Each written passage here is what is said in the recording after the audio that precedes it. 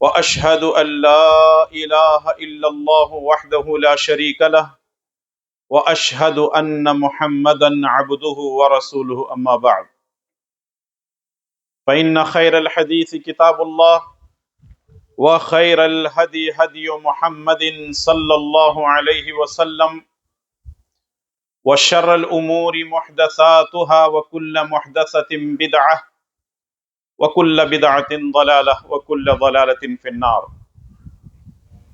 فأعوذ بالله السميع العليم من الشيطان الرجيم من همزه ونفخه ونفثه يا أيها الذين آمنوا اتقوا الله حق تقاته ولا تموتن إلا وأنتم مسلمون يا أيها الناس اتقوا ربكم الذي خلقكم من نفس واحدة وخلق منها زوجها وبث منهما رجالا كثيرا ونساء واتقوا الله الذي تساءلون به والأرحام إن الله كان عليكم رقيبا يا أيها الذين آمنوا اتقوا الله وقولوا قولا سديدا يصلح لكم أعمالكم ويغفر لكم ذنوبكم ومن يطع الله ورسوله فقد فاز فوزا عظيما أعوذ بالله السميع العليم من الشيطان الرجيم من همزه ونفخه ونفثه وما خلقت الجن والإنس إلا ليعبدون رب اشرح لي صدري ويسر لي أمري واحلل عقدة من لساني يفقه قولي اللهم انفعنا بما علمتنا وعلمنا ما ينفعنا وزدنا علما اللهم آمین یا رب العالمین۔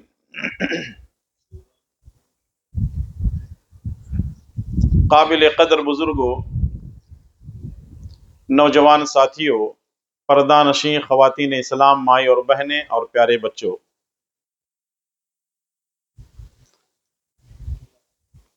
اللہ تبارک و تعالی نے ہمیں دنیا میں یوں ہی نہیں بھیجا ہے، بلکہ دنیا میں بھیجنے کا ایک مقصد ہے۔ یعنی اللہ تبارک و تعالی ہم کو کچھ کام کرنے کے واسطے دنیا میں بھیجا ہے۔ اللہ تعالیٰ قرآن کریم میں فرماتا ہے افحسبتم انما خلقناکم عبثا، کیا تم یہ سمجھتے ہو کہ ہم نے تم کو بیکار پیدا کیا ہے؟ اللہ تبارک و تعالی نے صرف ہم کو ہی نہیں بلکہ اس کائنات میں، اس دنیا میں جتنی ساری مخلوقات ہیں، کسی بھی مخلوق کو اللہ تبارک و تعالی نے بیکار پیدا نہیں کیا ہے۔ ہم دیکھتے ہیں کہ مخلوق بہت سارے موجود ہیں دنیا میں۔ کچھ ایسے مخلوقات ہیں جو ہواؤں میں اڑتے ہیں، کچھ ایسے ہیں جو زمین پر چلتے پھرتے ہیں، اور کچھ ایسے ہیں جو سمندر کے اندر، پانی کے اندر رہتے ہیں۔ یعنی اللہ تبارک و تعالی نے بے شمار مخلوقات کو پیدا کیا ہے، اور اللہ تبارک و تعالی نے کسی کو بھی بیکار پیدا نہیں کیا۔ یہ پہلی چیز۔ دوسری چیز یہ ہے، مذہب اسلام ہمیں یہ عقیدہ دیتا ہے، ہمیں یہ تعلیم دیتا ہے کہ ہم مرنے کے بعد اپنی قبروں سے دوبارہ اٹھیں گے۔ جیسے غیر مسلموں کے پاس ایک عقیدہ ہے۔ کیا عقیدہ ہے؟ کہ آدمی مرے گا پھر دوبارہ اٹھے گا، پھر مرے گا پھر دوبارہ جنم لے گا، جس کو بولتے ہیں نا پنرجنم۔ اسلام میں ایسا نہیں ہے۔ اسلام کے اندر پنرجنم نہیں ہے۔ ایک مرتبہ آیا، مر کے چلا گیا، ختم۔ یہ کب اٹھے گا؟ قیامت جب قائم ہوگی، یہ اپنی اپنی قبروں سے اٹھیں گے، محشر کے میدان میں جائیں گے، اور وہاں انسانوں کا اور کل مخلوقات کا حساب و کتاب ہوگا۔ ہم کو اللہ تبارک و تعالیٰ نے دنیا میں کیوں پیدا کیا؟ پیدا کرنے کا مقصد کیا ہے؟ کیوں ہم اس دنیا کے اندر آئے؟ اللہ تبارک و تعالی نے سورہ زاریات کی آیت نمبر 56 میں، سورہ زاریات کی آیت نمبر 5 میں اس بات کو ذکر کیا ہے۔ اللہ تبارک و تعالی فرماتا ہے وَمَا خَلَقْتُ الْجِنَّ وَالْإِنسَ إِلَّا لِيَعْبُدُونَ، کہ ہم نے جنات کو اور انسانوں کو خالص اپنی عبادت کے لیے پیدا کیا ہے۔ کیا مطلب؟ یعنی ایک ایسی مخلوق ہے جس کو جن بولتے ہیں اور انسان ہے۔ اللہ تبارک و تعالیٰ نے جنات کو اور انسانوں کو اپنی عبادت کے لیے پیدا کیا ہے۔ تو معلوم کیا ہوا؟ ہم کو اللہ تبارک و تعالیٰ دنیا میں کیوں پیدا کیا؟ عبادت کے واسطے۔ اب عبادت کس کی کرنا ہے اور عبادت کیوں کرنا ہے؟ عبادت کیسے کرنا ہے؟ عبادت کب تک کرنا ہے؟ یہ سارے سوالات ہیں، ان کے جوابات آج کے درس میں ہم جاننے کی، سمجھنے کی اور سیکھنے کی کوشش کریں گے۔ اللہ تبارک و تعالی سے دعا کیجئے کہ رب العالمین مجھے اور آپ تمام کو اور ہر مسلمان کو خالص اللہ کے لیے عبادت کرنے کی توفیق نصیب فرمائے، آمین۔ آج کے درس میں ہم یہ سیکھنے کی، جاننے اور سمجھنے کی کوشش کریں گے کہ توحید کس کو کہتے ہیں؟ توحید کس کو کہتے ہیں؟ جیسے ہم لوگ ایک کلمہ پڑھتے ہیں، کلمہ توحید، کیا پڑھتے ہیں کلمہ توحید میں؟ لا الہ الا اللہ، لا الہ الا اللہ محمد رسول اللہ۔ کیا مطلب اس کا؟ لا الہ، کوئی عبادت کے لائق نہیں، کوئی معبود برحق نہیں، کوئی سجدوں کے لائق نہیں، کوئی جھکنے کے لائق نہیں، کوئی معبود برحق نہیں ہے الا اللہ، مگر اللہ تبارک و تعالی۔ یعنی ہماری جتنی عبادت ہے کس کے لیے ہونا چاہیے؟ اللہ تبارک و تعالی کے لیے۔ محمد الرسول اللہ کا مطلب یہ ہے کہ محمد صلی اللہ علیہ وسلم ہمارے رسول ہیں، ہمارے نبی ہیں، ہمارے پیغمبر ہیں، ہمارے میسنجر ہیں۔ تو معلوم کیا ہوا؟ ایک مسلمان کے لیے ضروری ہے کہ وہ سب سے پہلے لا الہ الا اللہ کو سمجھے۔ کلمہ توحید اسی لا الہ الا اللہ محمد الرسول اللہ کو کہا جاتا ہے، اور اگر اس کے دو ٹکڑے کریں گے، اصل کلمہ توحید لا الہ الا اللہ کو کہا جاتا ہے۔ توحید کا معنی کیا ہے؟ توحید کا مطلب کیا ہے؟ توحید کا مطلب یہ ہے اس بات کو ماننا کہ ہمارا خالق، ہمارا مالک اور ہمارا حاکم اور ہمارا مدبر کون ہے؟ اللہ تبارک و تعالی ہے۔ ہمارا خالق مانے ہمارا پیدا کرنے والا کون ہے؟ اللہ تبارک و تعالی ہے۔ ہمارا مالک کون ہے؟ اللہ تبارک و تعالی ہے۔ ہمارا حاکم کون ہے؟ اللہ تبارک و تعالی ہے۔ یہ ہے توحید کا پہلا معنی۔ دوسرا معنی توحید کا یہ ہے اپنی تمام تر عبادتوں کو خالص اللہ کے لیے کرنے کو توحید کہا جاتا ہے۔ ہم نماز پڑھنے کے وقت میں 3 کام کرتے ہیں۔ پہلی چیز کھڑے ہوتے ہیں، پہلی چیز کھڑے ہوتے ہیں، کھڑے ہو کر کے کیا کرتے ہیں؟ رکعت باندھتے ہیں۔ دوسری چیز رکوع کرتے ہیں، جھکتے ہیں نا تھوڑا سا، اس کو بولتے ہیں رکوع۔ تیسری چیز سجدے میں جاتے ہیں۔ نماز میں یہ 3 طرح کی عبادت ہم کرتے ہیں۔ पहली चीज क़ियाम, दूसरी चीज रुकू और तीसरी चीज सजदा। ये किसके वास्ते करते हैं हम लोग? अरे बोलो जी, अल्लाह के वास्ते करते हैं। किसके वास्ते करते हैं? अल्लाह के वास्ते। कितनी चीजें हो गई? क़याम यानी खड़े होना, रुकू यानी झुकना, और तीसरा सजदा करना। ये तीनों चीजें हम नमाज में किसके वास्ते करते हैं? अल्लाह के वास्ते करते हैं। तो इसका मतलब यह है कि जब हम नमाज में, नमाज को इबादत भी बोलते हैं, जब हम नमाज में, इबादत में क़याम करते हैं, खड़े होते हैं, रुकू करते हैं, झुकते हैं, सजदा करते हैं, आजिजी और इनकिसारी के साथ अपनी पीशानी और नाक को जमीन पर रगड़ते हैं, तो जब ये नमाज अल्लाह के लिए है तो ऐसा काम अल्लाह के अलावा किसी और के लिए करना हराम है, शिर्क है। बात समझ में आ रही है? जैसे मिसाल के तौर पर हम नमाज में खड़े होते हैं, किसके वास्ते? अल्लाह के वास्ते। जब हम अल्लाह के वास्ते नमाज में खड़े हो गए तो ये इबादत का एक तरीका है। अगर अदब से खड़े होना है तो किसके सामने खड़े होना है? अल्लाह के वास्ते। ठीक है, अब हम लोग यहाँ बैठे हुए हैं, अल्हम्दुलिल्लाह। अब हम लोग यहाँ पर बैठे हुए हैं, दर्स सुन रहे हैं। एक बड़ा आदमी आ गया तो क्या उसके लिए खड़े हो सकते हैं?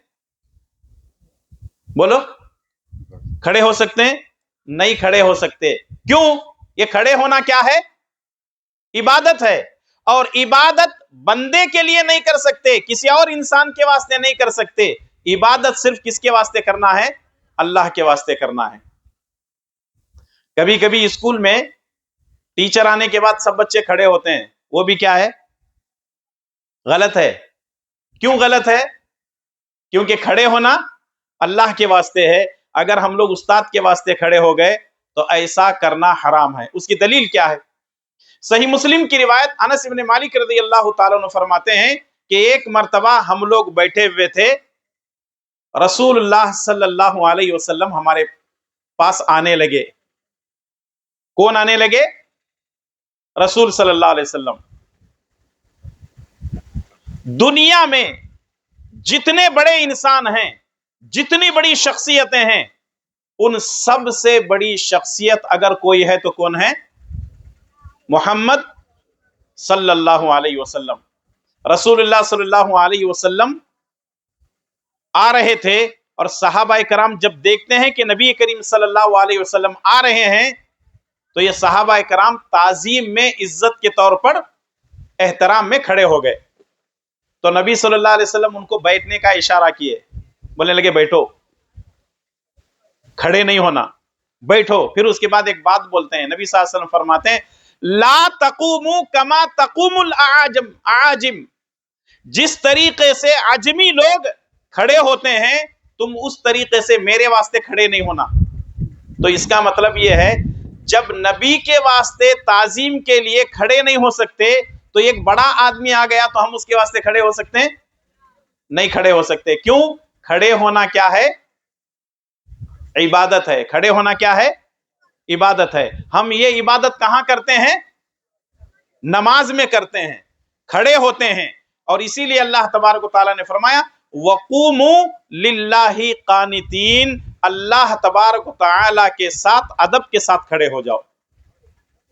बात समझ में आ रही है? आप मेरी तरफ देखेंगे, उधर इधर नहीं।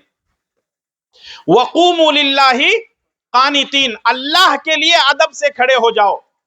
चूंकि हम नमाज में अदब से अल्लाह के सामने खड़े होते हैं, इस वास्ते आदमी कितना भी बड़ा हो, चाहे मर्द हो चाहे औरत हो, किसी और के सामने हम खड़े नहीं हो सकते, क्योंकि खड़े होना इबादत है और हम ये इबादत अल्लाह के सिवा किसी और के लिए नहीं कर सकते।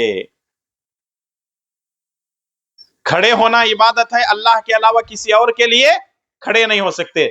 नमाज में हम दूसरी चीज क्या करते हैं? रुकू करते हैं। नमाज में हम दूसरी चीज क्या करते हैं? रुकू करते हैं। रुकू मतलब यह है कि यूं खड़े हैं, थोड़ा सा झुक जाते हैं। یہ جو جھکنا ہے یہ بھی ایک عبادت ہے. قرآن کریم کے اندر اللہ تبارک و تعالیٰ نے فرمایا وَارْكَعُوا مَعَ الرَّاكِعِينَ، رکوع کرنے والوں کے ساتھ رکوع کرو. رکوع کرنے والوں کے ساتھ کیا کرو؟ رکوع کرو. چونکہ رکوع کرنا عبادت ہے، جھکنا عبادت ہے، اس واسطے یہ جھکنا سوائے اللہ تبارک و تعالیٰ کے کسی اور کے سامنے نہیں ہونا چاہیے. آج بھی حیدرآباد میں ایک تہذیب ہے، حیدرآباد دکن میں جب کوئی بڑا آدمی آتا ہے تو جھک کر کے سلام کرتے ہیں. یہاں بھی کرتے ہیں کیا؟ یہاں وہ چیزیں نہیں چلتی ہیں. تو وہ لوگ کیا کرتے ہیں؟ اتنے دور سے السلام علیکم، ادب، السلام علیکم، جھک جاتے ہیں. تو یہ جو جھکنا ہے کیا ہے؟ یہ حرام ہے، یہ شرک ہے. ہم رکوع کرتے ہیں اللہ کے لیے، یعنی جھکتے ہیں اللہ کے لیے. یہ جھکنا کس کے لیے خاص ہے؟ اللہ کے لیے خاص ہے. تو اس لیے ہم بندوں کے سامنے نہیں جھک سکتے. ٹھیک ہے؟ تو ہم کھڑے ہوئے کس کے واسطے؟ اللہ کے واسطے. تو رکوع کیے کس کے واسطے؟ اللہ کے واسطے. تو کھڑے ہونا دوسرے کے لیے جائز نہیں ہے، جھکنا دوسرے کے لیے جائز نہیں ہے. اب تیسری چیز کیا ہے؟ تیسری چیز کیا ہے جی نماز میں؟ سجدہ کرنا. اللہ تبارک و تعالی نے قرآن کریم کے اندر فرمایا یا ایھا الذین آمنوا ارکعوا واسجدوا واعبدوا ربکم وافعلوا الخیر لعلکم تفلحون. اے ایمان والو، رکوع کرو اور سجدے کیا کرو. اللہ تبارک و تعالی ایمان والوں سے کہہ رہا ہے کہ سجدہ کرو. تو اس کا مطلب یہ ہے کہ ہم اگر قیام کر رہے ہیں، کھڑے ہو رہے ہیں تو اللہ کے لیے، رکوع کر رہے ہیں، جھک رہے ہیں تو اللہ کے لیے. اب سجدہ بھی اگر کریں گے تو کس کے لیے کریں گے؟ اللہ کے لیے کریں گے. کیونکہ اللہ کے علاوہ کسی اور کے لیے سجدہ کرنا جائز نہیں ہے. اگر اللہ کے علاوہ کسی اور کے لیے سجدہ کرنا جائز ہوتا تو اللہ کے نبی صلی اللہ علیہ وسلم فرماتے ہیں مرد کا اتنا بڑا مقام ہے، میاں بیوی رہتے ہیں، جورو مرد رہتے ہیں، مرد کا اتنا بڑا مقام ہے، اگر اللہ کے علاوہ کسی اور کو سجدہ کرنا جائز ہوتا تو میں عورت کو حکم دیتا کہ وہ اپنے شوہر کے واسطے سجدہ کرے. چونکہ اللہ کے علاوہ کسی اور کو سجدہ کرنا جائز نہیں ہے، اس واسطے نبی صلی اللہ علیہ وسلم عورت کو یہ حکم نہیں دیے کہ شوہر کے سامنے سجدہ کرے. اب اصل بات پہ آتے ہیں. ہم نماز پڑھ رہے تھے تو کتنی چیزیں کر رہے تھے؟ 3 چیزیں. دوبارہ بولو. نمبر 1 کھڑے ہونا، نمبر 2 رکوع کرنا، نمبر 3 سجدہ کرنا.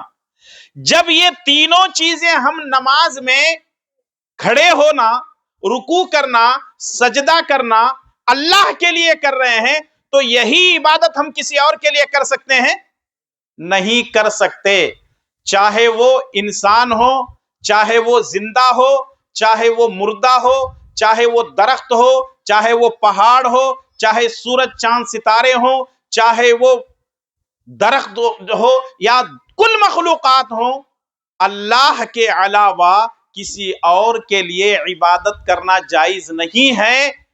قیام کرنا، رکوع کرنا، سجدہ کرنا حرام ہے، یا دوسرے معنی میں یہ ہے کہ شرک ہے. خالی لا الہ الا اللہ زبان سے بول دیے اور اس کا معنی مطلب نہیں سمجھے تو کیا بھی فائدہ نہیں. آج پہلی بات تو یہ کہ مسلمانوں کو کلمہ بھی نہیں آتا.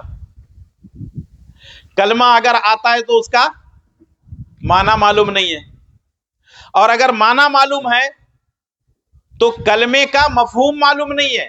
کیوں ہم کلمہ پڑھ رہے ہیں؟ خالی زبان سے لا الہ الا اللہ محمد الرسول اللہ بولنے سے نہیں ہوتا. رسول اللہ صلی اللہ علیہ وسلم جب مکہ میں نبی بن کر آئے تو مکے کے لوگ کیا کرتے تھے؟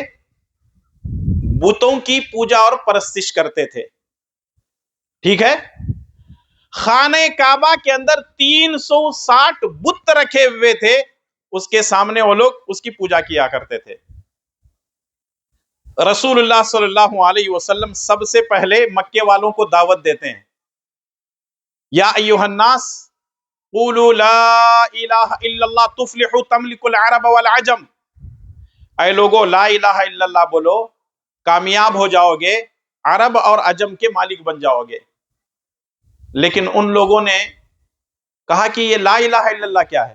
نبی صلی اللہ علیہ وسلم کہتے ہیں لا الہ الا اللہ کا مطلب یہ ہے کہ اللہ کے سوا کوئی معبود برحق نہیں ہے، کوئی عبادت کے لائق نہیں ہے۔ تو لوگ بولنے لگے یہ ہمارے بت عبادت کے لائق نہیں۔ بولے کچھ لائق نہیں ہے۔ بولے کیوں؟ تو رسول اللہ صلی اللہ علیہ وسلم فرماتے ہیں ان کے آنکھیں ہیں، دیکھتے ہیں کیا؟ ان کے کان ہیں، سنتے ہیں کیا؟ ان کے چہرے سے معلوم ہوتا ہے کہ یہ انسانی شکل ہے، ان کے منہ میں اگر زبان ہے تو بولتے ہیں کیا؟ کوئی چیز دیں گے تو پکڑتے ہیں کیا؟ اور اگر ان کو ضرورت پڑی آگے آنے کی کیا یہ آتے ہیں کیا؟ نہیں آتے، پھر تم اس کی عبادت کیوں کر رہے ہو؟ تو سب سے پہلے مکے والوں نے رسول اللہ صلی اللہ علیہ وسلم کی مخالفت کی۔ تو اس کا مطلب یہ ہے کہ جب آپ کلمے کی دعوت دیں گے تو ہمارے اپنے گھر والے سب سے پہلے مخالف بنتے ہیں۔ تو اس میں ڈرنے اور گھبرانے کی ضرورت نہیں ہے، یہ پیارے نبی محمد الرسول اللہ صلی اللہ علیہ وسلم کی سنت ہے۔ اپنا کام آگے بڑھاتے رہنا ہے اور اس طریقے سے اللہ تبارک و تعالیٰ کی مدد ہمارے ساتھ رہتی ہے۔ اور آپ کو معلوم ہونا چاہیے کہ جتنے نبی اس دنیا میں آئے سب نبی کی دعوت کیا تھی؟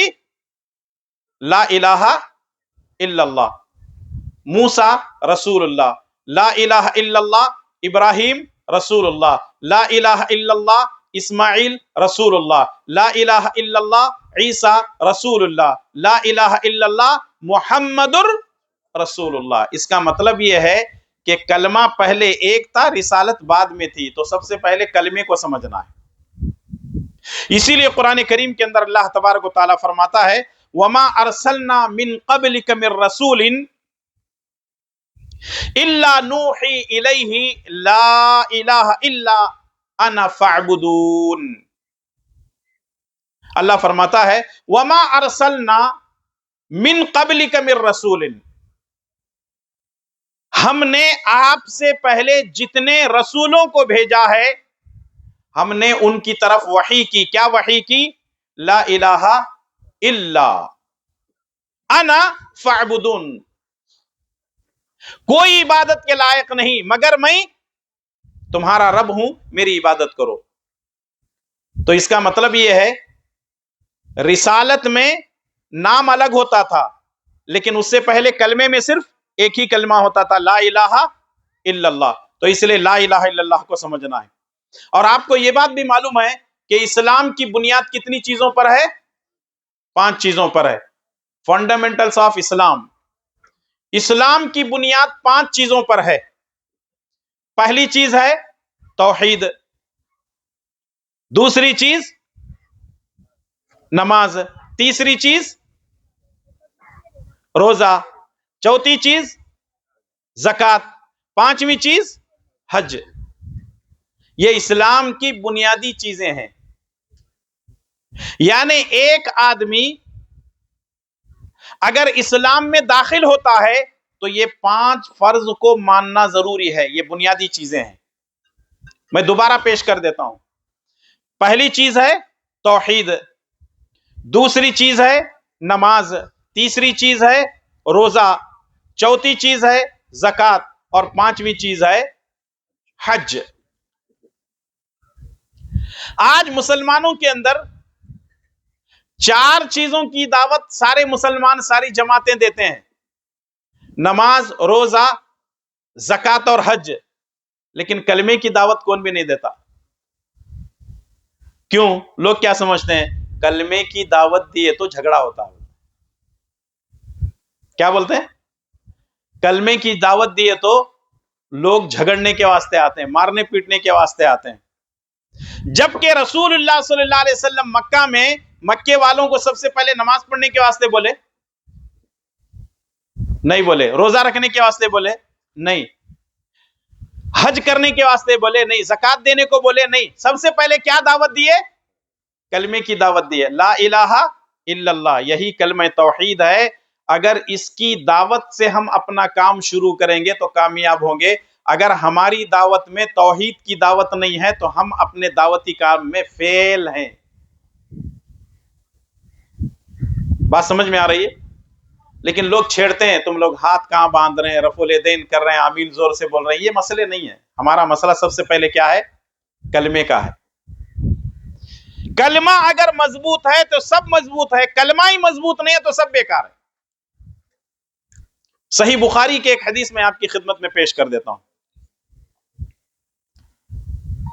ابو ہریرہ رضی اللہ تعالیٰ عنہ فرماتے ہیں،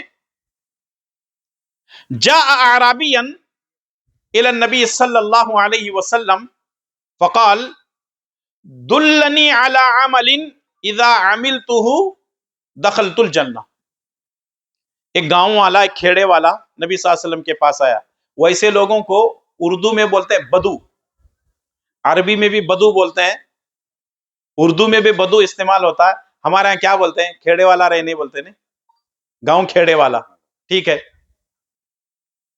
تو ایک گاؤں والا آیا نبی صلی اللہ علیہ وسلم کے پاس، آ کر کے پوچھنے لگا، اے اللہ کے نبی صلی اللہ علیہ وسلم، مجھے ایسا کام بتاؤ میں کرنے کے بعد سیدھا جنت میں جانا.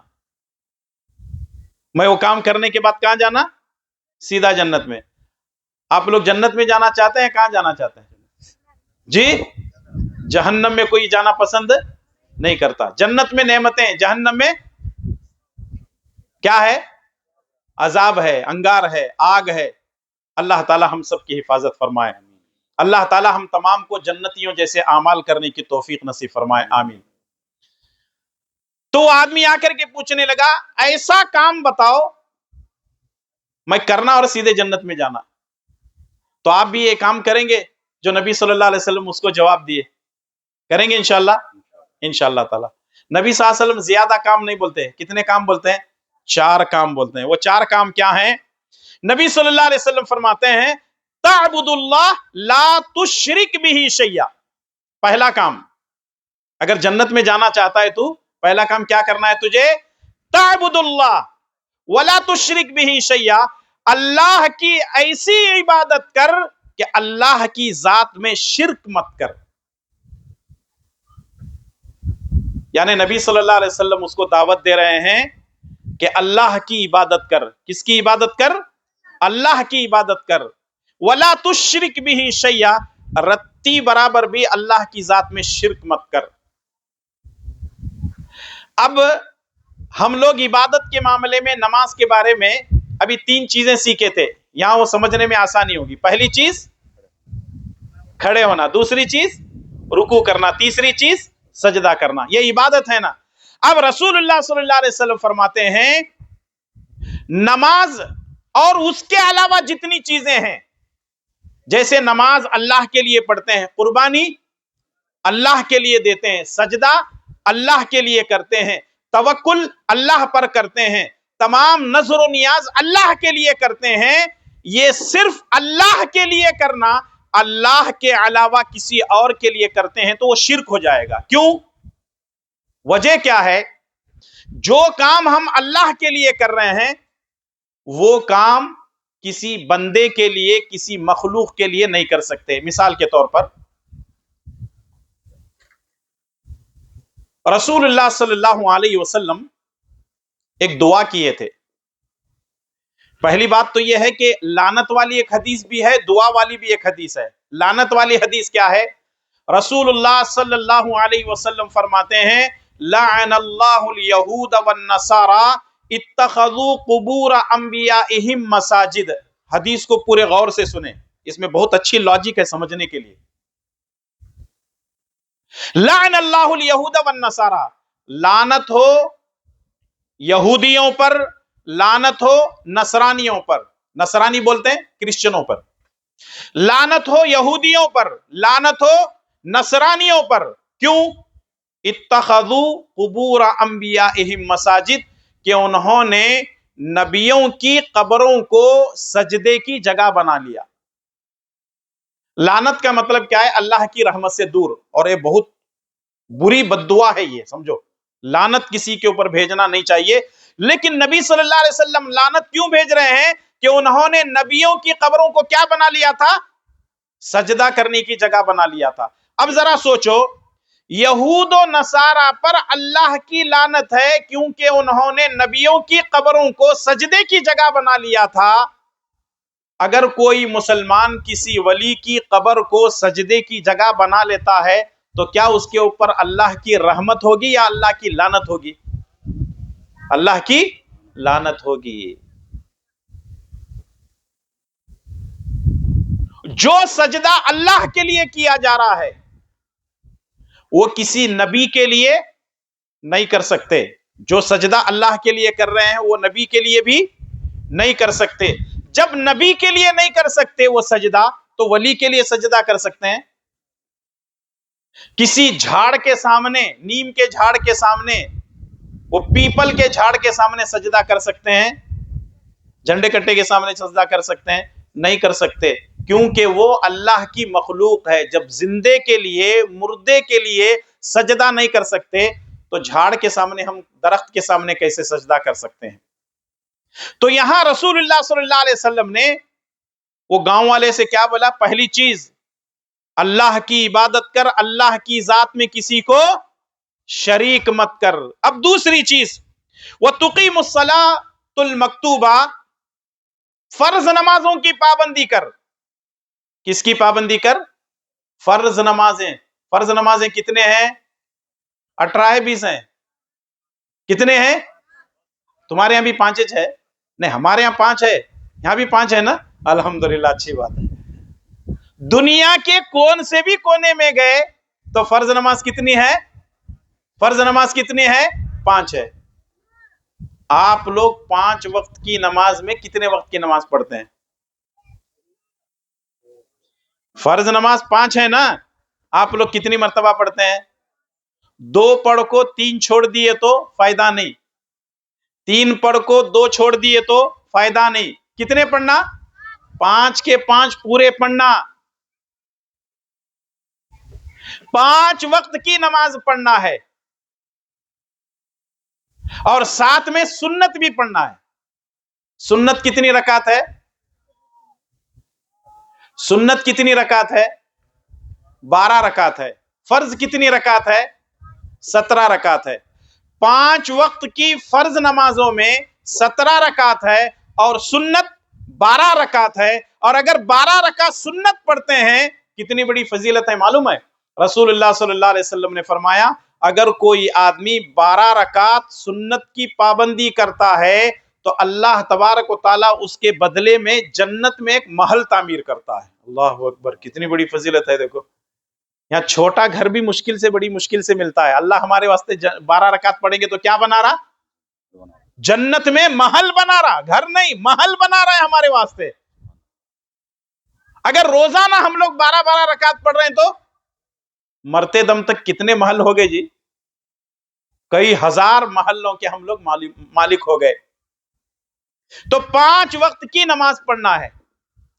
ہمارے یہاں پڑھنے والے 4 نمازیں پڑھ لیتے ہیں. سب سے مشکل نماز کون سی ہے بولو؟ ہاں، یہاں کو اٹکتے ہیں ہم لوگ. کیوں بولے تو اے سی لگے رہتی، فین چلتے رہتا، اذان ہونے کے وقت میں چادر اوڑھ کر کے سو جاتے ہیں ہم لوگ. نمازوں کی پابندی کرنا، سب سے پہلی چیز اللہ کی عبادت کرنا، اس کی ذات میں شریک نہیں ٹھہرانا. اور دوسری چیز نمازوں کی پابندی کرنا. اور نمازیں کتنے ہیں؟ 5 نمازیں ہیں. دن اور رات میں 5 وقتہ نمازوں کی پابندی کرنا. اور تیسری چیز ہے وَتُؤَدِّ الزَّكَاةَ الْمَفْرُوضَةَ، اپنے مال کی زکات دینا. اگر اللہ تبارک و تعالیٰ آپ کو مال دیا ہے، کاروبار کر رہے ہیں، آپ تجارت وغیرہ کر رہے ہیں، کچھ بھی آپ اپنے انداز سے جو ہے روزی کما رہے ہیں، اگر آپ کے پاس 52.5 تولے چاندی کے برابر پیسہ ہے اور اس پر 1 سال گزرتا ہے تو اس میں سے کیا نکالیں گے؟ زکات نکالیں گے. وہ ایک نصاب ہے، اس کا ایک الگ جو ہے کیلکولیشن ہے. اللہ نے توفیق دی تو پھر آپ کو بتائیں گے. चौथी चीज है वो तसूम रमजान, रमजान के रोजे रखना, रमजान के रोजे रखना। वो देहाती आकर के क्या सवाल किया था, मुझे ऐसा काम बताओ मैं करने के बाद सीधा कहां जाना, जन्नत में। तो नबी सल्लल्लाहु अलैहि वसल्लम कितने काम बताए, 4 काम। पहला काम क्या बताए, अल्लाह की इबादत ऐसी कर अल्लाह के जात में किसी को शरीक नहीं ठहराना। दूसरी चीज ये है 5 वक्त की नमाज पढ़ना। तीसरी चीज है अपने माल की ज़कात देना। और चौथी चीज है रमजान के रोजे रखना, रमजान के रोजे रखना। इस्लाम के फराइज कितने हैं, बुनियादी चीजें कितने हैं, 5 हैं। इसमें एक चीज नहीं है, कौन सी नहीं है, हज नहीं है। तो इसका मतलब नबी सल्लल्लाहु अलैहि वसल्लम इसको खाली 4 बातें बोले सो है, 5वीं बात नहीं है। उलमाए कराम लिखते हैं अभी हज फर्ज नहीं हुआ था, 4 चीजें नबी सल्लल्लाहु अलैहि वसल्लम उसे बता दी। बात समझ में आई, बाद में कंफ्यूज नहीं होना, मौलाना खाली 4 बताए, नबी सल्लल्लाहु अलैहि वसल्लम 4 बताए बोल करके ये 5वीं चीज कहां गायब हो गई। शैतान दिमाग में डालता है, इस वास्ते पहले क्लियर कर लेना हो, ठीक है। अच्छा, अब उन्हें क्या बोलता मालूम, आगे 4 चीजें नबी सल्लल्लाहु अलैहि वसल्लम उसके सामने बयान किए, तो आगे उन्हें क्या बोलता, क़ाल वल्लज़ी नफ़्सी बियदिही ला अज़ीदु अला हाज़ा, उस रब की कसम है जिसके कब्ज़े कुदरत में मेरी जान है, जितना आप बताए हैं उससे मैं ज्यादा नहीं करूंगा, जितना बोले हैं उतना ही करूंगा। एक हदीस आती है ला अज़ीदु अला हाज़ा वला अनकुस, अल्लाह के नबी सल्लल्लाहु अलैहि वसल्लम उसके अंदर कमी बेशी नहीं करूंगा, जितना आप बोले उतना ही करूंगा। अब यहां देखो वो आदमी क्या बोलता है, अल्लाह के नबी सल्लल्लाहु अलैहि वसल्लम जितना आप बोले हैं मैं उतना ही करूंगा, उसके अंदर कमी और ज्यादती नहीं करूंगा, कम भी नहीं करूंगा ज्यादा भी नहीं करूंगा। इसका मतलब यह है दीन के किसी भी मामले के अंदर कम भी नहीं करना ज्यादा भी नहीं करना। अगर आप कम कर रहे हैं तो इसका मतलब यह है कि जो अल्लाह हुक्म दिया वो आपको पसंद नहीं है, अगर आप कम कर रहे हैं। अगर आप ज्यादा कर रहे हैं तो इसका मतलब यह है अल्लाह को भी मालूम नहीं, रसूल को भी मालूम नहीं, तुम ना सब मालूम हो गया, इस वास्ते ज्यादा कर रहे हैं। सही है या गलत है, गलत है। अब देखो उन्हें क्या बोल करके जा रहा, अल्लाह के नबी जो 4 चीजें आप मेरे सामने रखे, मैं अल्लाह की कसम खा करके कहता हूं, उसकी कसम खा करके कहता हूं जिसके कब्जे में मेरी जान है, उसके अंदर कमी और ज्यादती नहीं करूंगा। फलम्मा वल्ला, जब वो पलट करके जाने लगा तो रसूलुल्लाह सल्लल्लाहु अलैहि वसल्लम एक जुमला बोलते हैं, क्या प्यारा जुमला है मालूम हो, सोने के पानी से लिखने के काबिल है वो, आबे ज़र से लिखने के काबिल है। नबी सल्लल्लाहु अलैहि वसल्लम फरमाते हैं मन सर्रहु अन यंजुर इला रजुलिन मिन अहलिल जन्नति फलयंजुर इला हाज़ा, अगर किसी जन्नती को देखना चाहते तो इसको देख लो क्योंकि ये जन्नती है। अल्लाहु अकबर। सवाल किया, जवाब लिया, वादा किया, पलट को जाने लगा, नबी सल्लल्लाहु अलैहि वसल्लम उसको किसकी खुशखबरी दे रहे हैं, जन्नत की खुशखबरी दे रहे हैं। अगर वही सवाल का जवाब हम लेकर के अमल करेंगे और हम सारी जिंदगी उस पर अमल करते रहेंगे तो हम भी इंशाअल्लाह ताला कहां जाएंगे, कहां जाना है आप लोगों को, पक्का एकदम। तो इंशाअल्लाह ताला अब नमाजों की पाबंदी शुरू हो जाएगी, रोजे भी रखेंगे, ज़कात भी देंगे, और सबसे पहले क्या करेंगे, तौहीद पर अपनी जिंदगी गुजारेंगे, एक अल्लाह की इबादत करेंगे, अल्लाह की जात में किसी को शरीक नहीं ठहराएंगे। तो मालूम क्या हुआ कि एक मुसलमान के लिए जरूरी है कि वो तौहीद पर अपनी जिंदगी गुजारे, तौहीद को समझे। यहां तक के नबी सल्लल्लाहु अलैहि वसल्लम फरमाते हैं मन क़ाल ला इलाहा इल्लल्लाह खालिसन मिन क़ल्बिही दखलल जन्ना, अगर कोई शख्स सच्चे दिल से ला इलाहा इल्लल्लाह कहता है तो वो जन्नत में जाएगा। कौन से दिल से बोलना है, सच्चे दिल से ला इलाहा इल्लल्लाह पढ़ना है, तब जाकर के वो जन्नत में दाखिल होगा। अब आइए तौहीद की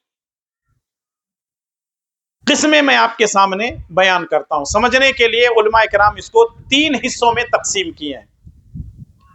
توحید کی تین قسمیں ہیں.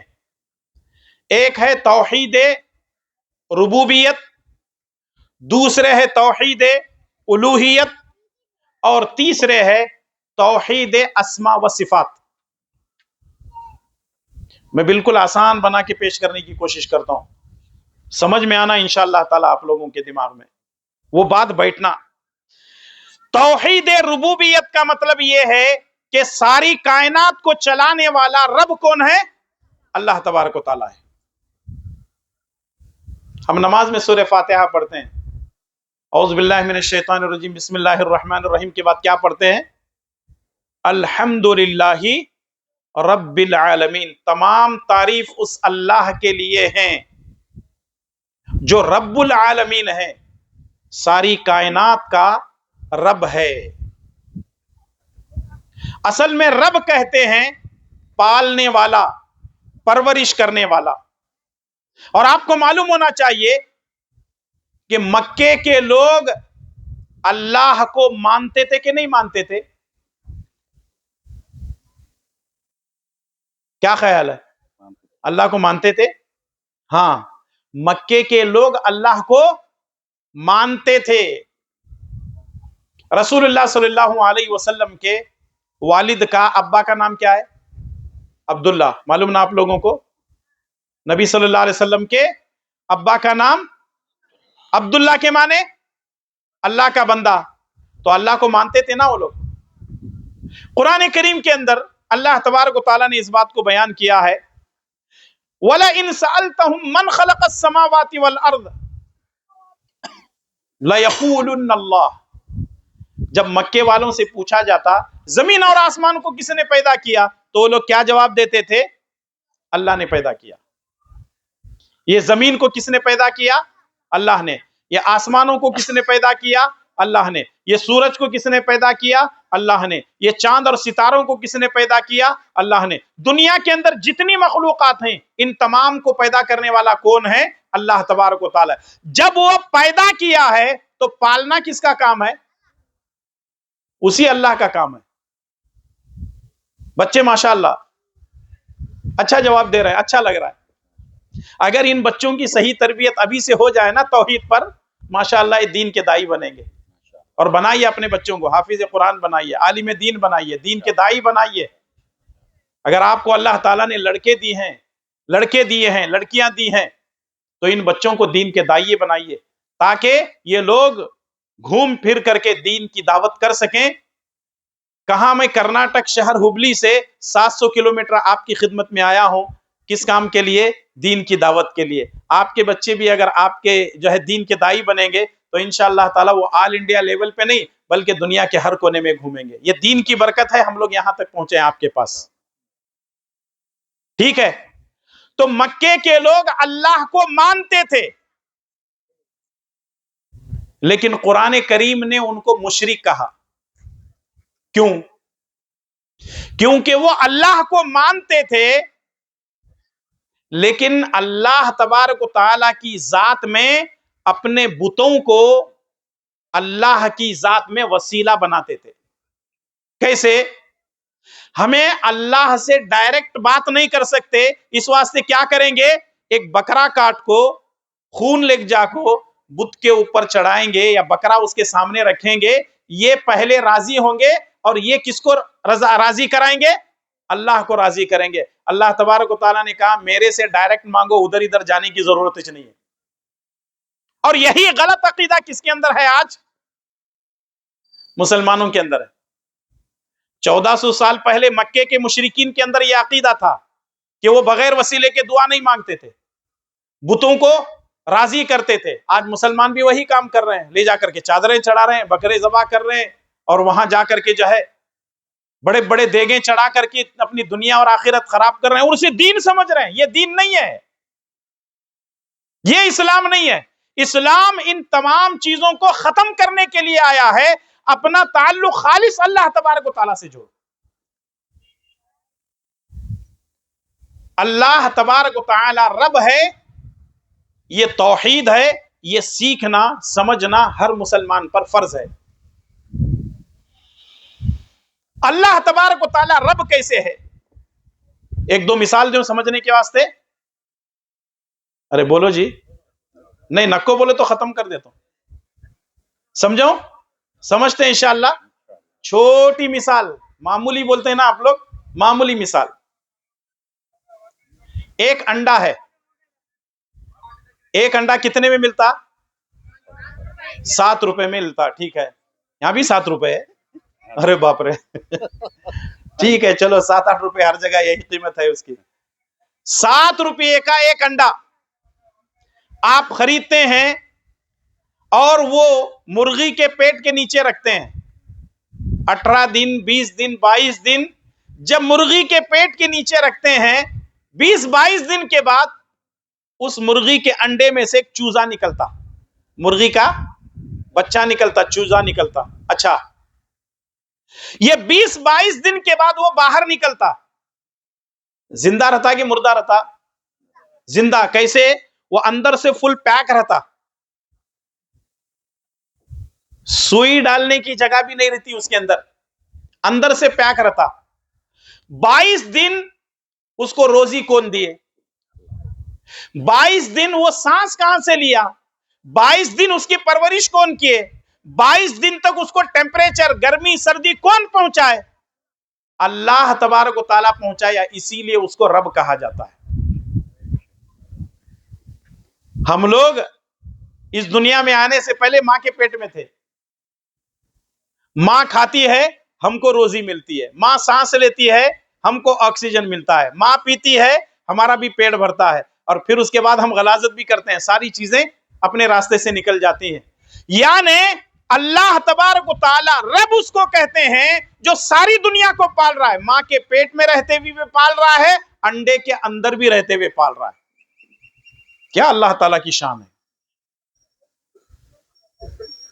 और अल्लाह तबारक व तआला कैसे पालता है, रोजी कैसे देता है। रब का मतलब पालने वाला, पालना मतलब रोजी देने वाला।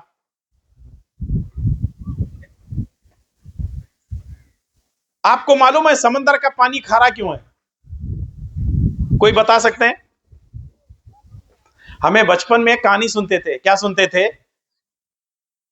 एक बुड्ढी बैठ को है, उसके सामने चक्की है, वो चक्की फिराते जा रही, ऊपर से नमक डाल रहे हैं, इस वास्ते समंदर का पानी क्या है? खारा है। हम लोग बचपन में सुनते थे, बाद में अकल आई, समझ आई, तब मालूम हुआ कि बुड्ढी बुड्ढी कोई भी चक्की घुमाती नहीं है, कुछ भी नहीं है, सब लोग जो है कहानी बना के बैठे हैं। पूरी दुनिया में आप देख लें, अगर दुनिया को 4 हिस्सों में तकसीम करेंगे तो एक हिस्सा जमीन है, 3 हिस्से क्या है? पानी है। और पानी में भी कौन सा है? खारा पानी है, समंदर का पानी है। समंदर का पानी पीने नहीं आता, समंदर का पानी नहाने नहीं आता, समंदर का पानी इस्तेमाल करने में भी नहीं आता, क्योंकि वो खारा है। अल्लाह ताला समंदर का पानी खारा क्यों बनाया? इसके बारे में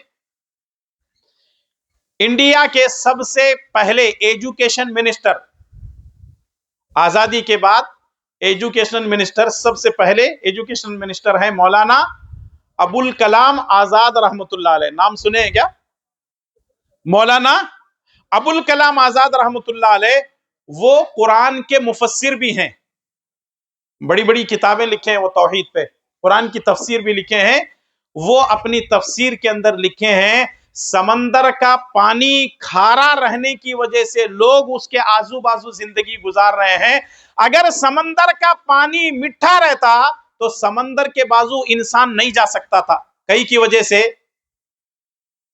क्योंकि समंदर का पानी खारा होने की वजह से उसके अंदर बदबू नहीं आती। तालाब के पास आप चले जाओ, पानी मीठा ठहर को रहने से उसके अंदर एक बदबू आती है, एक बू आती है उसके अंदर, सड़ी बदबू आती है उसके अंदर।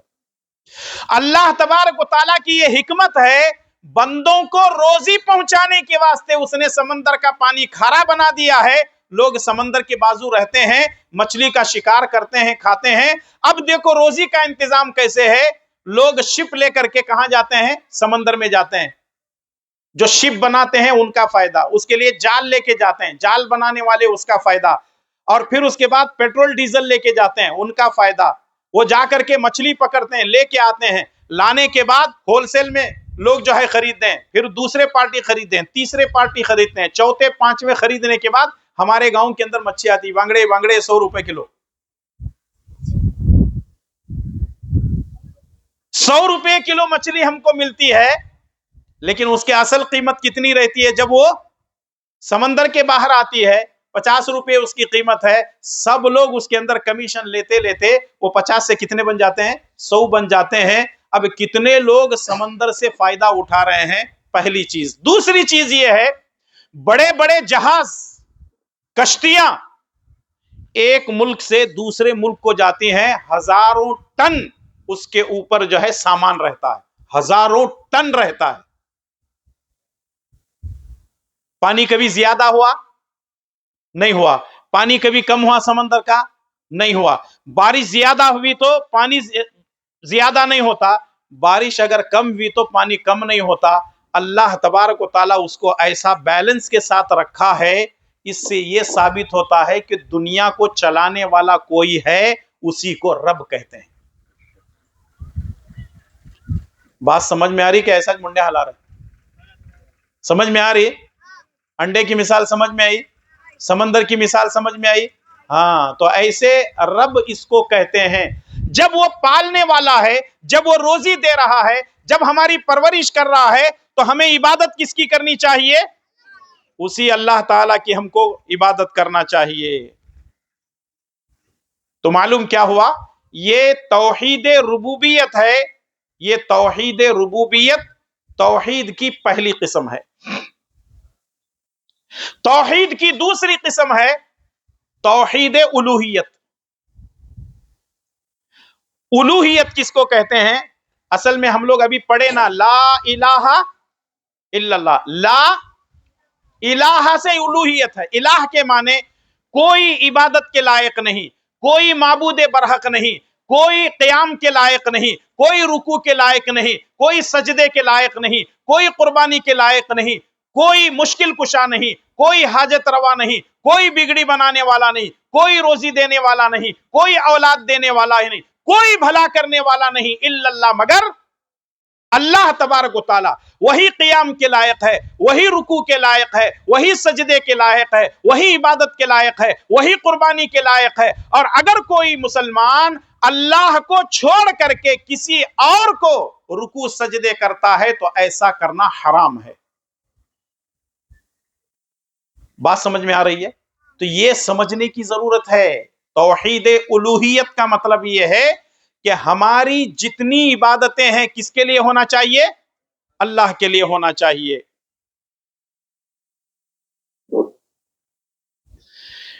اللہ تبارک و تعالیٰ نے سورہ نحل کی آیت نمبر 36 میں ارشاد فرمایا، وَلَقَدْ بَعَثْنَا فِي كُلِّ أُمَّةٍ رَسُولًا أَنِ اعْبُدُوا اللَّهَ وَاجْتَنِبُوا الطَّاغُوتَ. ہم نے ہر امت میں ایک رسول کو، ایک پیغمبر کو بھیجا ہے. یعنی جتنی امتیں آئے ہیں، ہر امت کے اندر اللہ تعالیٰ نے ایک رسول کو، ایک پیغمبر کو بھیجا ہے. ان کی دعوت کیا تھی؟ ان اعبدوا اللہ، ایک اللہ کی عبادت کرنا. واجتنبوا الطاغوت، اور طاغوت کا انکار کرنا. اللہ کی عبادت کرنا، یہ تو بات ہماری سمجھ میں آ رہی ہے. طاغوت کا انکار کرنا، طاغوت کس کو بولتے ہیں؟ امام مالک رحمت اللہ علیہ سے پوچھا گیا طاغوت کسے بولتے ہیں؟ تو امام مالک رحمت اللہ علیہ فرماتے ہیں، کل ما یعبد من دون اللہ فہو الطاغوت. اللہ کے علاوہ جس کسی کی بھی پوجا پرستش ہوتی ہے، جس کسی کی بھی عبادت ہوتی ہے، وہ کیا ہے؟ طاغوت ہے. اللہ کے علاوہ کس کی بھی عبادت ہوتی ہے، چاہے کرنے والے عبادت نبی کی کرتے ہوں، کرنے والے عبادت ولی کی کرتے ہوں، کرنے والے عبادت کسی بابا کی کرتے ہوں، کسی پیر کی کرتے ہوں، کسی ولی کی کرتے ہوں، یا کسی زندے اور مردے کی کرتے ہوں، کسی درخت کی کرتے ہوں، کسی جانور شرندے پرندے کی کرتے ہوں، فرشتوں کی کرتے ہوں، چاہے وہ جنات کی کرتے ہوں، اللہ کے علاوہ جس کی بھی عبادت کی جاتی ہے یہ طاغوت کی عبادت ہے، اور طاغوت کی عبادت کرنا حرام ہے. فمن یکفر بالطاغوت ویؤمن باللہ فقد استمسک بالعروۃ الوثقی، آیت الکرسی جو کہ سورہ بقرہ کی آیت نمبر 250 پر 5 ہے، اس کے بعد کی آیت ہے، فمن یکفر بالطاغوت ویؤمن باللہ، جو طاغوت کا انکار کرتا ہے اور اللہ پر ایمان لاتا ہے، فقد استمسک بالعروۃ الوثقی، اس نے اللہ کے کڑے کو مضبوطی سے تھام لیا۔ کتنی بڑی بات ہے۔ تو اس لیے ہم لوگ عبادت کس کی کریں گے؟ اللہ کی کریں گے، اور انکار کس کا کریں گے؟ طاغوت۔ اور طاغوت اصل میں شیطان ہے۔ طاغوت اصل میں کون ہے؟ شیطان ہے۔ شیطان یہ نہیں چاہتا کہ ہم اللہ کی عبادت کریں، شیطان یہ چاہتا ہے کہ ہم غیر اللہ کی عبادت کریں۔ شیطان خود چاہتا ہے کہ میرے سامنے سجدہ کرو، میرے سامنے جھکو۔ اور لوگ جو شرک کر رہے ہیں، ایک معنی میں وہ شیطان کی پوجا کر رہے ہیں۔ کس کی پوجا کر رہے ہیں؟ شیطان کی پوجا کر رہے ہیں۔ شیطان کی پوجا کرنا اچھا ہے یا برا ہے؟ بہت برا ہے۔ تو اس لیے ہر مسلمان کو چاہیے کہ وہ شیطان کی پوجا کرنے سے بچیں۔ جس کو ہم اپنا رب مانتے ہیں، اللہ مانتے ہیں، وہ ساری دنیا میں ایک ہے یا دو ہے، یا دو سے زیادہ ہے؟ 15 20 25 50 100؟ آپ کو معلوم ہونا چاہیے 1957 میں ایک سروے ہوا تھا کہ انڈیا کے اندر کتنے خدا ہیں۔ 1957 میں ایک سروے ہوا تھا انڈیا میں کتنے خدا ہیں، تو اس وقت کا ریکارڈ یہ ہے 3 کروڑ خدا ہیں انڈیا میں 1957 میں۔ اب تقریباً ہو گئے 70 80 سال، ٹھیک ہے نا؟ اب کتنے خدا ہوں گے؟ اب حساب ہی نہیں کر سکتے اس کا۔ ہر جگہ جو ہے لوگ غیر اللہ کی عبادت کر رہے ہیں۔ اچھا، اب خدا کہاں کہاں بیٹھ رہا معلوم؟ 2 ویلر کے سامنے بھی بیٹھ رہا، 3 ویلر کے سامنے بھی بیٹھ رہا، 4 ویلر کے سامنے بھی بیٹھ رہا، 10 ویلر کے سامنے بھی بیٹھ رہا، اور لوگ ہاتھ جوڑنا شروع کر دیتے ہیں، مسلمان ہو یا غیر مسلم ہو۔ ہم غیروں کی تو بات نہیں کرتے، مسلمانوں کو دیکھ لو، بابا کا فوٹو لگا ہوا ہے۔ انہیں کیا ہو گیا؟ خدا ہو گیا اس کا۔ انہیں ایکسیڈنٹ ہونے نہیں دیتا، انہیں برکت جانے نہیں دیتا، کسٹمر کو ادھر ادھر بھٹکنے نہیں دیتا۔ یہ فوٹو جو ہے ساری زندگی میں برکت لاتا۔ اس کا مطلب یہ ہے کہ اللہ تبارک و تعالیٰ گیا کام سے، یہ بابا ہی سب کچھ کر رہا ہے، فوٹو رکھ رہے ہیں نہیں۔ اور کچھ لوگ کیا کر رہے ہیں؟ بابا کی فوٹو کے ساتھ ساتھ اور ایک توغرا رکھ رہے ہیں، دکان و مکان کی خیر و برکت کے لیے الف لام میم ہا میم عین سین قاف، الف لام را قاف یاسین الرحمن، یہ لکھ کر کے سمجھتے ہیں خالی صبح میں اٹھ کو ایسا دیکھے تو بس برکتش برکت۔ نماز پڑھنے والے بیوقوف ہاں، روزہ رکھنے والے جاہل ہاں، زکات دینے والے نکمے، اور حج کرنے والے 1 نمبر کے گئے گزرے۔ ایسا ہے نہیں، لوگوں کی عقلوں پہ پردے پڑے ہوئے۔ صرف کلمہ پڑھ لینا یہ مسلمان نہیں ہے، کلمے کو سمجھنا ہے، یہ شہادت گہ الفت میں قدم رکھنا ہے۔ لوگ آسان سمجھتے ہیں مسلمان ہونا، مسلمان ہونا اتنا آسان نہیں ہے، کلمے کو سمجھنا ہے۔ کلمے کو اگر سمجھیں گے تو اللہ سمجھ میں آئے گا، اور اللہ تعالیٰ اگر سمجھ میں آئے گا تو انسان کبھی بھی یہ اپنی پیشانی اور ناک کسی کے سامنے نہیں رگڑے گا۔ اس کی بہت بڑی قیمت ہے، یہ پیشانی اور ناک ہے نا، یہ بہت بڑی قیمتی چیز ہے۔ کبھی بھی اللہ کے سوا کسی اور کے سامنے ناک اور پیشانی نہیں رگڑنا۔ اگر رگڑنا ہے تو کس کے سامنے؟ جھکانا ہے تو کس کے سامنے؟ اللہ تعالیٰ کے سامنے جھکانا۔ اسی کو توحید بولتے ہیں، یہی تو توحید الوہیت ہے۔ اور ساری دنیا کے اندر 2 خدا نہیں ہے، کتنے ہیں؟ ایک ہی ہے۔ ساری دنیا کا رب کتنے ہیں؟ اللہ تعالیٰ ایک ہی ہے۔ اللہ تعالیٰ قرآن میں فرماتا ہے لو کان فیہما آلہۃ الا اللہ لفسدتا، اللہ کے علاوہ اگر کہیں بھی ایک اور خدا رہتا تو ساری دنیا میں فساد مچتا۔ کیسے؟ अगर दो खुदा होते संसार में तो दोनों जुदा होते संसार में। कैसे? दो खुदा होते तो क्या होता दुनिया में? एक खुदा बोलता है बारिश नाजिल कर, उन्हें बोलता नहीं नहीं गुनाह बहुत हो गए, बारिश नाजिल करूंगा रुक। अब खुदा आपस में लड़ लेते रहते। अल्लाह ताला बोला दो दो तीन तीन चार चार खुदा नहीं है, तुम्हारा रब कौन है? एक ही है, एक इलाह है, तुम्हारा एक रब है, एक इलाह है, एक अल्लाह है, उसके अलावा तुम्हारा कोई दूसरा इलाह नहीं है, उसी की इबादत करो। कुरान करीम के अंदर एक आयत है, सूरह अहज़ाब की आयत नंबर 4 का एक टुकड़ा है। अल्लाह ताला फरमाता है मा जअलल्लाहु लिरजुलिन मिन क़ल्बैनि फी जौफी। एक बड़ी अहम बात बोलने जा रहा हूं मैं आपको, जरा गौर से सुनेंगे इंशाअल्लाह। मा जअलल्लाहु लिरजुलिन मिन क़ल्बैनि फी जौफी। अल्लाह तबारक व तआला ने किसी मर्द के जिस्म में दो दिल नहीं रखे।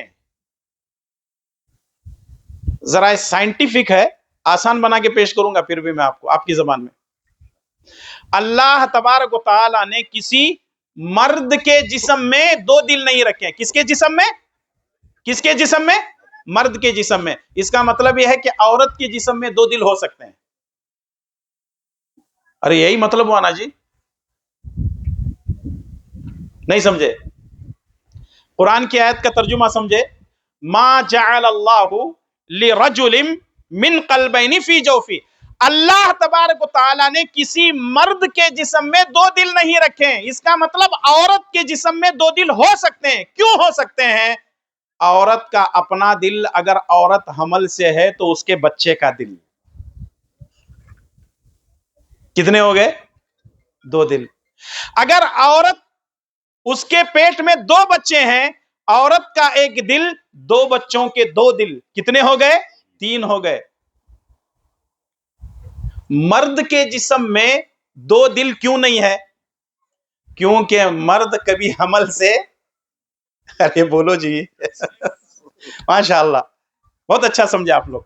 अब इसमें तौहीद है, कैसे तौहीद है वो समझाना है आपको। अगर आप ये आयत समझ गए ना, इस आयत के अंदर तौहीद है। कैसे? आप देखें, अल्लाह ने फरमाया मा जअलल्लाहु लिरजुलिन मिन क़ल्बैनि फी जौफी। हमने किसी मर्द के जिस्म में दो दिल नहीं रखे हैं। इसका मतलब औरत के जिस्म में दो दिल हो सकते हैं। अगर औरत प्रेग्नेंट है, हमल से है, उसका अपना दिल, उसके बच्चे का एक दिल। लेकिन ये दोनों एक साथ काम करते हैं या अलग अलग काम करते हैं? हाँ, ये समझने वाली बात है। अलग अलग काम करते हैं, मिक्सअप नहीं होते। अल्लाह तबारक व तआला ये बताना चाह रहा है कि अगर मर्द के जिस्म में दो दिल होते तो फैसला लेता कौन है? दिल लेता है। कोई भी मसले में फैसला कौन लेता है? दिल लेता है। यहां एक दिल है, यहां एक दिल है, दो दिल होते, एक दिल बोलता कर, दूसरा दिल बोलता मत कर। अब दोनों दिल आपस में झगड़ते। जब इंसान के जिस्म में दो दिल होने की वजह से पूरे जिस्म का निजाम बिगड़ सकता है, तो पूरी दुनिया के अंदर अगर दो खुदा होंगे तो क्या दुनिया का निजाम नहीं बिगड़ेगा? बिगड़ेगा। तो यही तौहीद है कि इंसान के जिस्म के अंदर अल्लाह तबारक व तआला ने खास करके मर्द के जिस्म के अंदर एक दिल रखा है। कुरान की आयत समझ में आ गई? मिसाल समझ में आ गई? तो इसका मतलब यह है कि हम जिस अल्लाह को मानते हैं वो सारी कायनात में कितना है? एक ही है, एक भी नहीं है। यहां जरा फर्क आता फिर। एक ही है, एक भी नहीं है। अगर एक भी कहेंगे तो दूसरा भी है, दूसरा भी कहेंगे तो तीसरा भी है, तीसरा भी कहेंगे तो फिर लंबी लाइन लग जाती है उसके लिए। हम लोग नमाज में पढ़ते हैं सूरह फातिहा में, क्या पढ़ते हैं? इय्याका नअबुदु व इय्याका नस्तईन। क्या मतलब? इय्याका नअबुदु, हम तेरी ही इबादत करते हैं, व इय्याका नस्तईन, और हम तुझ ही से मदद तलब करते हैं। इसका मतलब यह है हम तेरी ही इबादत करते हैं, तेरे सिवा किसी की इबादत नहीं करते। हम तुझ ही से मदद तलब करते हैं, तेरे सिवा किसी और से मदद तलब नहीं करते।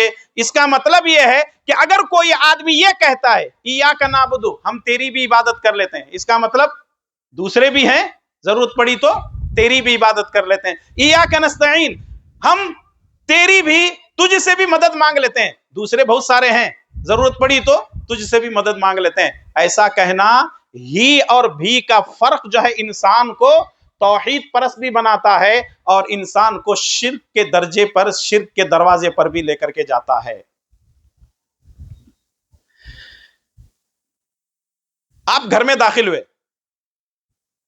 آپ شادی شدہ ہیں، گھر میں داخل ہوئے، یہ مثال جلدی سمجھ میں آتی. دیکھو، آپ شادی شدہ ہیں، گھر میں داخل ہوئے،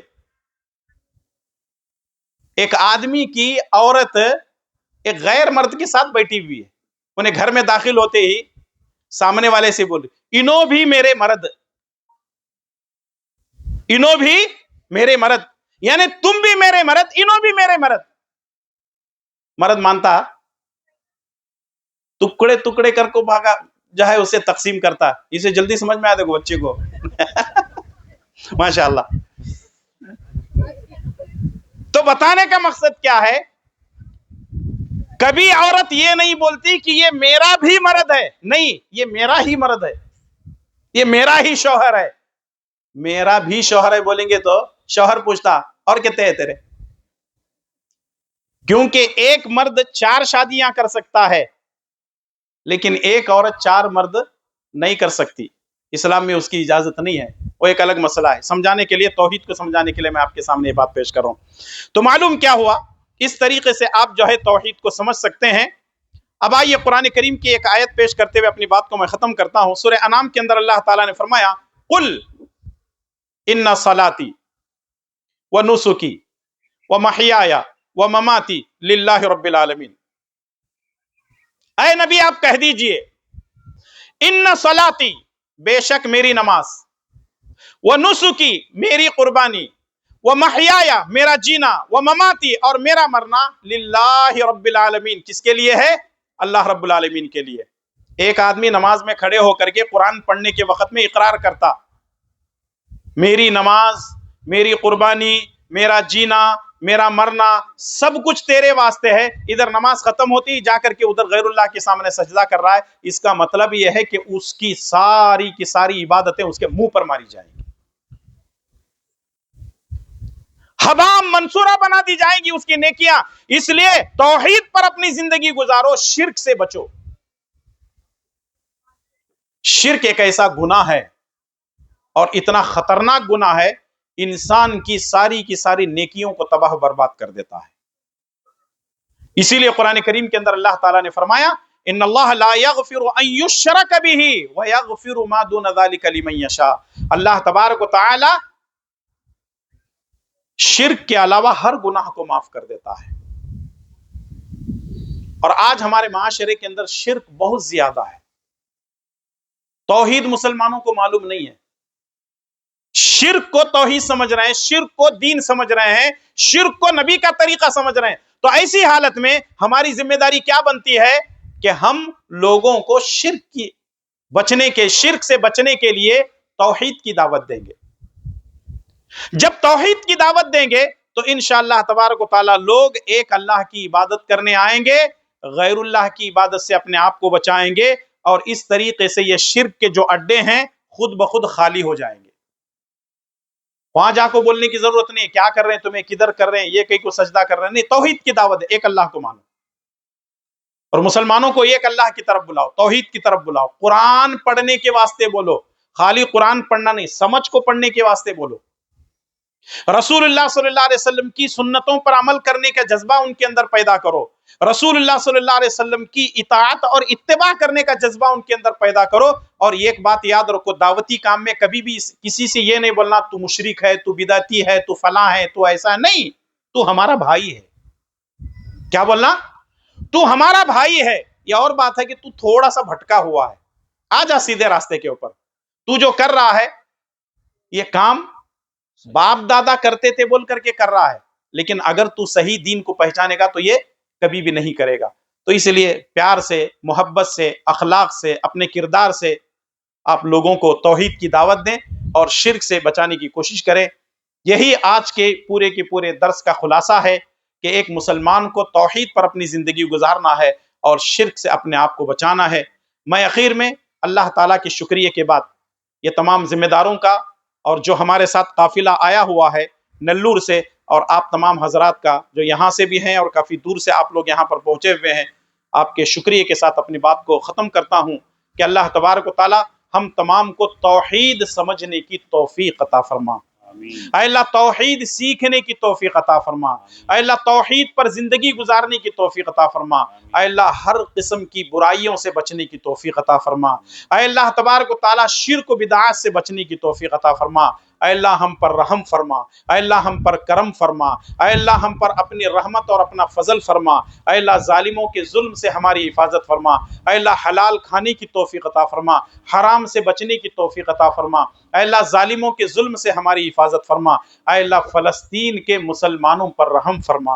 اے اللہ فلسطین کے مسلمانوں پر رحم فرما۔ اے اللہ فلسطین کے مسلمانوں پر رحم فرما۔ اے اللہ جب تک ہمیں زندہ رکھ، کلمے کی زندگی کے ساتھ ہم کو زندہ رکھ، اور موت آئے تو ہماری زبان سے لا الہ الا اللہ جاری و ساری فرما۔ آمین یا رب العالمین۔ ربنا تقبل منا انک انت السمیع العلیم۔ سبحان ربک رب العزت عما یصفون وسلام علی المرسلین والحمد للہ رب العالمین۔ والسلام علیکم ورحمۃ اللہ وبرکاتہ۔